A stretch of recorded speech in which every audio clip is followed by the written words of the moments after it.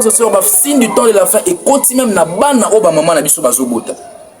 Bano ezali biso ba parents na biso bazobota. Bana bakomi ko manquer ba maman ba respect à un point même on imaginer que au moins na bimi na limo maman. Mais dit cette femme là andima ko sacrifier vie na e ponga na lia ponga inatanga ponga inakola. Natani je na vivre na ba conditions bien moi soit na ndima ko beta ma ko finga ma ko pula bambula ponga le na ko mali ndé nazabo. Et imaginez-vous un jour moi si le longa na bali moi soit ebsanga que maman noana azandoki bien maman noana bengane parce que le comme tel ma sœur ato banzamba sala on a miel kenzamba sala on a miel ozali toko le roi sirène le même jour tout ça li divorce le bana ba ko mo bengana ba maman na ndako likolo basi mon frère ma sœur maman talo alobi liloba moko te le fait ka acha ai na mutema na yeba que tu es maudit toute ta vie na wuti fraîchement na kati ya mabe et na yebi comment ba influence ya monde eza ko tambola na biso surtout ba jeune de tout monde a même influence ya réseaux sociaux.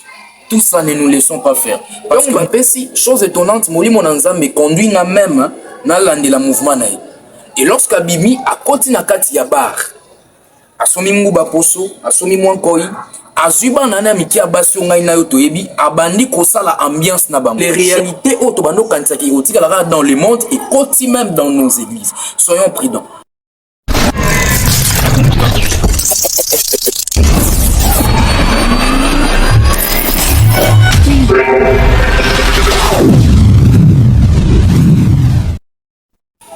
Mbote bandeko balandi ozali kotala biso de partout na Kinshasa na bamboka nyonso ezali ngai wa bino mercredi musakumu mokolo lelo na ye avec un sujet très important on a kokape ko aborder où est un peu plus particulier ya yambo na koyebisa bato nyonso bozali kolanda biso oui, on a s'abonner, partager, liker, commenter. Oui, ça peut voisin, ne comme moi, si ne comme bali, WhatsApp meni, azanga pété, côté la chaîne Oyo, afin y a pour soutenir œuvre Oyo et Zanonou na e Bangeli. Alors aujourd'hui, na ye ko te ya moi moké. Nazani archevêque ni archbishop. Ni révérend, ni pasteur, ni nani. D'ailleurs, bato mususu barokama baloba mais yo juste ozalaka nani. Bato belé ba retrouver nga na comédie, mususu ba retrouver nga na journalisme, mususu pe bazo retrouver nga lelo neti lelo na ote. Lelo na yo partager ces points. Alors na komeka moko éclaircir ce wana, vous savez comédie za musala, journalisme za musala. Lorsqu'il s'agit à la journalisme, topé comédie, je suis obligé à me déguiser na po wana. Mais lorsqu'il s'agit à kolata po oyo eza nature na ngai, c'est-à-dire service, parce que je suis serviteur de Dieu, je ne m'invente pas. Wana pe osenga na la tapo mususu. Mais oui, ezali po naturel nanga, eza o nazo sala lelo. Voilà. Merci beaucoup sans plus tarder. Je suis venu parler d'un thème oyo ebele avec l'église, ebele ya bato tona ko pesa mu Congo, tona ko négliger, eza sur Jésus revient bientôt.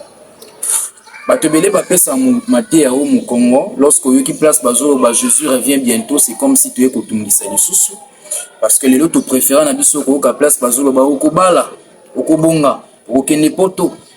Wana no mona bato ba pesa ba amen.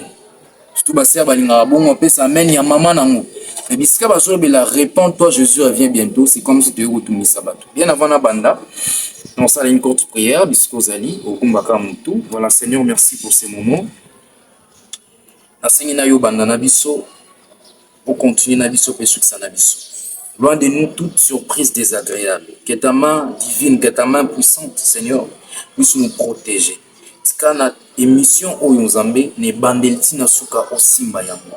Accorde la sagesse, accorde l'intelligence, accorde la prudence afin que nyonso ko mena monoko. Nzambe utapa inanga tika sepa na yo na kombo na mokonzi Yesu Kristo ni na bonde pe na lobi. Amen. Voilà, cette leçon est tirée de la Bible parce que je ne suis pas venu inventer. Et outi na soki bande bobotandi Biblia même na matumo na Bible zoba repentez-vous car le royaume de Dieu est proche. Repentance on a ekoloba, j'espère que naza mutali bosoute naya kobeta lisolo oyo to mpe naya kopartage lite ya oyo. D'ailleurs soko olandeli si na tolobi to classé naza 2 milliards de personnes oyo naye kolobela likambo parce que na babis bandeko bateyaka même soko olali na 5 heures ozolamuka omona nde bandeko balekaka na baveni bateyaka sur ces thèmes. Mais si je suis venu parler de ça parce qu'il y a quelque chose qui me monte à cœur et vous dire que le signe du temps de la fin, tout ça, il peut déjà tout le monde signe du temps de la fin belé. Alors, n'a pas expliqué bino, na profondeur, mais na osala pe bref. J'étais en train de dire que les lots bandero to comment on se fait là-bas, ça dit sorobala, oko bongo kene poto, mais depuis tout comment on se constater na biloko wana, rien ne change, rien ne marche. On se mona que vie na yo ezobongate vie na yo zo changer te. Pourquoi? Parce que tu n'as pas encore réparé avec Dieu. Raison pour laquelle lelo na yeko ebisa mutu moko ozwa conscience ya kobongola motema, ozwa conscience ya kotika ezali masumu, ozwa conscience ya kotika ezali nyonso eza koéloigner yo na présence ya Nzambe. Le signe du temps de la fin est commis déjà, ne vous trompez pas. 1000 ans et pas ya Nzakomba eza nango kaka jour moko tozomona lokwa eza kowumela. Or epa Nzambe ata kozonga na 2100. L'essentiel ngana otobongola motema parce que mukula kozonga nanga ina yo toyebite lelo ko comme moi serviteur de Dieu la mukele fufela la bandolo bake yeso zonga le 25, yeso zonga le 24, yeso zonga le 23 lo kumu na tatanza komba puisque ba date wana nyonso leka atikala kozonga te. Bible zolo ba mutu moko te même na lola ayebi mukula kozonga même ba ange lola ba yebite les 24 veillards ba yebite les 4 êtres vivants ba yebite. Alors qui es-tu oya ko prétendre une certaine date ya venue na Nkola kozonga ezalwa moyibi pa ya oyo aya oyiba na ndako na yo akoyebi sote ke bongisa mbeli bongisa machette bongisa nzete to na oya obamba ngai non akoya lokwa nyoka aya surprendre yo aya brusque yo. Alors l'essentiel eza obongola motema obongisa motema na yo eza lokwa ndenge to yambaka bapaya na ndako obongisi ndako obongisi bakiti obongisi mesa parce que bike mpaya roya ndako zo représenter ce que motema na yo. Est-ce que motema na yo opetoliango motema na yo bongisi on pour que la roya akuta yo bien? C'est ça la question. Est-ce que vous allez, j'espère que nous tenions sur jusque là dans ce qui est malade.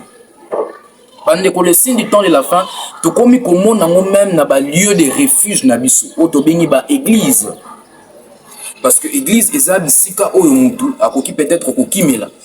Mais malheureusement, même dans nos églises, tout comme on a ba signe du temps de la fin. Lelo mona au même les pasteurs cas, il y a malade par exemple. Pasteur Big Sande on a biso azobela za malade pasteur biso nini mbongo liboso nyonso na sima.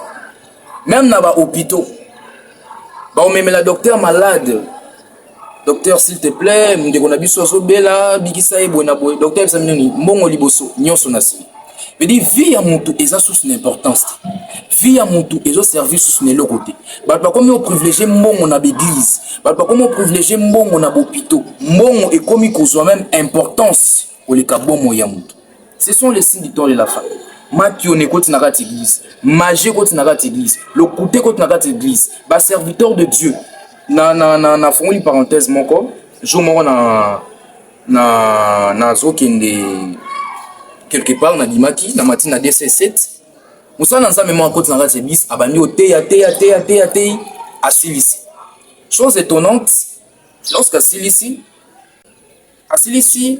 bande ça bande ko bande bo mona ngabwe nazana orphelinat bosunga orphelin balia quelque chose bande ko pe bande pesa bapesi donc bapesi chose étonnante molimo na nzambe conduit nga même na landela mouvement na et lorsque bimi a continue kati ya bar asomi nguba poso asomi mwankoi azuba nana miki abasi ngai na yo toyebi abandi ko sala ambiance na bango. Je me suis posé la question. Nini au peuple de Dieu est bénéficié na nyonso wana lobaki. Nini au peuple de Dieu est eu la portion ya malamu. Parce que quand muntu atei bino wana, mongo asenge bino orphelin yango akeko tena na kataba. Vous ne remarquez pas que tout ça ce sont les signes du temps de la fin. Que ce que fongoli mission moni lelo ba comme on préfère na bangana sambela na ndako. Parce que les réalités autobano kanisa ki otika la dans le monde et aussi même dans nos églises. Soyons prudents. Bible dit tokoye ba bango kaka na bilemo. Ce n'est pas tout le monde pour la petite cravate, la petite veste, mon frère, ma soeur, le banza, mais ne vous trompez pas. Ne vous laissez pas être séduit. Bible dit koye belé na kombo na ngai, ko ba ke ngai nde nzambe, ngai nde mosala nzambe. Or en réalité, na kati lo mususu. Na kati aza mutu mususu. L'apparence est trompeuse. Mes frères et sœurs, ba signe du temps de la fin et continue même na bana o ba maman na biso bazobota. Bano ezali biso ba parents na biso bazobota. Bana ba komi ko manquer ba maman ba risque, ba respect à un point même on imaginer que au moins na bimi na limo maman. Fait dire moi nazo soso la maman na yazo finga maman na ye à un point même on imate. Les signes du temps de la fin continue même na niveau ya bana remarquer. Nesinga mtu na temi boso na bino. Et aux ala pas na ma wana on peut ça donner exemple na ngai. Écoutez-moi très bien. Ne vous laissez pas faire à ces vents où ils ont frappé na kati ya moki. Parce qu'aujourd'hui même influence il y a réseaux sociaux comme ils ont touché même bah, comportement, psychologie, développement il y a bisoba na moi qui vous parle, je suis né d'une femme, une pauvre enseignante. Papa nanga boakinga j'avais 3 mois. Na koli moi soanande a élevé ngai. Donc né na zaboué ce n'est que ma maman. Même si je présente à l'émission, je suis à niveau, les lots, j'ai quand même une petite chaîne sur YouTube. Aujourd'hui, nous avons trouvé moins 10 francs, moins 1 franc. C'est grâce à ma mère. Maman a beaucoup de choses. Une école, il y a Malunga. Une école, il y a riche. Attends, na collège, je pense que c'est la paix Mazal, bateau baby école wana, na quartier, na commune à Mongafula, quartier Mazal, il y a une école na combo collège, je pense que c'est la paix. Nathan wana, mais je ne suis pas un fils d'un riche. Mais dit cette femme-là, anima ko sacrifier vie na ye ponga na lia ponga inatanga, ponga inakola. Natangi, je na vivre na ba condition bien. Moi soit na ndima ko beta ma ko finga ma ko pula bambula ponga le na ko malé ndé na zabu. Et imaginez-vous un jour moi si le longa na bali moi soit yebsanga que maman noana azandoki bien maman noana bengane parce que le comme tel ma soeur ato banzamba sala on a miel kenzamba sala on a miel aux agitoro le roi le même jour tout ça li divorce. Pourquoi? Parce que je vais me souvenir des sacrifices qu'a fait cette maman. Fait dire 9 mois beaucoup ngana libumu kindoki ne wana manifestation pa na ngateka tongo yo ye ne maman ko mindoki. Et là, mon frère, ma soeur, maman talo alobi liloba mon côté. Le fait que aïe, na mutema na yeba que tu es maudit toute ta vie. Repentons-nous. Totika masumu, totika mabe, totika nyonso eza contraire à la parole de Dieu. Je ne suis pas venu pointer du doigt à quelqu'un. Yom tozan kati ya masturbation. Yom tozan na kati ya nyonso ko couper sans âme le kumote, c'est le temps pour se repentir. Parce que mkola koye ko ma déjà trop tard. Na yeko pointer mon moko du doigt parce que tala soki na pointer au lisapi moko mona que 3 misapi so ngelanga pour me dire que ngamo naza 3 fois plus mabé que you. Mais c'est une portion de grâce que j'ai reçue du Seigneur qui m'a permis aujourd'hui de m'exprimer et de partager sa libongo idée na ngai.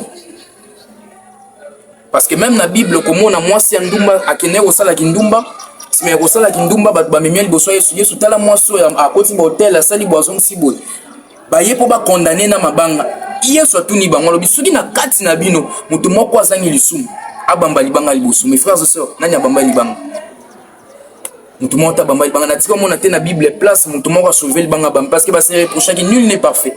Même ngam tu noté on a ça parfait mais une portion de grâce peut permettre ngana te maliboso na ndé ko yebisanga ke lelo na pesa message ko na bana nzambe nyos bazolanda. Parce que même moi qui vous parle na wuti fraîchement na kati ya mabe et na yebi comment ba influence ya monde eza ko tambola na biso surtout ba jeune. De tout monde a même influence ya réseaux sociaux. Tout ça ne nous laissons pas faire parce que mukolo ya kozonga ebele ba ko regretter. Totika kindoki parce que nzambe on a lingi ndoki kasalingi kindoki te. Totika magie nzambe on a lingi magicien kasalingi pratique na emote. Totika kindumba nzambe on a lingi ndumba kasalingi kindumba te. Dieu ne te condamne pas. Le Nouveau Testament et aujourd'hui, les Ancien Testament, que oh, Moïse a se présenté, les bossons, maintenant, c'est ôte d'abord les souliers de tes pieds, car les lieux où tu te tiens est saint. Non. Nous les lois sont condamnées. Dans le Nouveau Testament, viens tel que tu es. Parce que venez à moi, n'a pas fardeau na bino. Yara nozali, na masumu na yo, na kindoki na yo. Il t'accepte comme ça. Parce qu'il a accepté de donner sa vie sur la croix. Il a accepté de mourir, d'être lapidé, d'être insulté de tous les noms pour qu'il ait auto sa vie. Ce qui message est important pour nous. Ce qui message est monté à cœur. Ce qui c'est les prochaines momoko. Oh non, nous t'quitter. Mon frère, ma soeur, c'est les moments. C'est les temps. Et une seule façon, il y a qu'à soutenir l'œuvre où et ça qu'il y a qu'à s'abonner. N'enseigne mon tout bon côté. N'enseigne mon tout bon côté au talent mais on a un orange magnétique parce que je ne suis ni archevêque, je le répète. Je ne suis ni archibishop, je ne suis ni pasteur, je ne suis ni révérend, ni soginani. Nazara frère le roi, ok, te yo to legina. Mais où est permettre Nezara Angoulou? Alors, sur ce là, abonne-toi, likez, commentez, partagez. PBTL sur nos voisins. Parce que chaîne Oye pour édifier. Chaîne Oye pour payer sa montumoko ouverture. Il y a beaucoup de même, beaucoup de l'icolo. Ce qui m'a dit à son idée. On a bien notre coup d'emballé. Je remercier une très grande équipe derrière la caméra. On a un Kadia où ils ont travaillé le monde en pour la Lelo. On remercie également Bonis ce matin. On a remercié toute l'équipe. Il y a l'Ipamboli Télévision. On se retrouve très prochainement pour d'autres surprises encore. Merci beaucoup.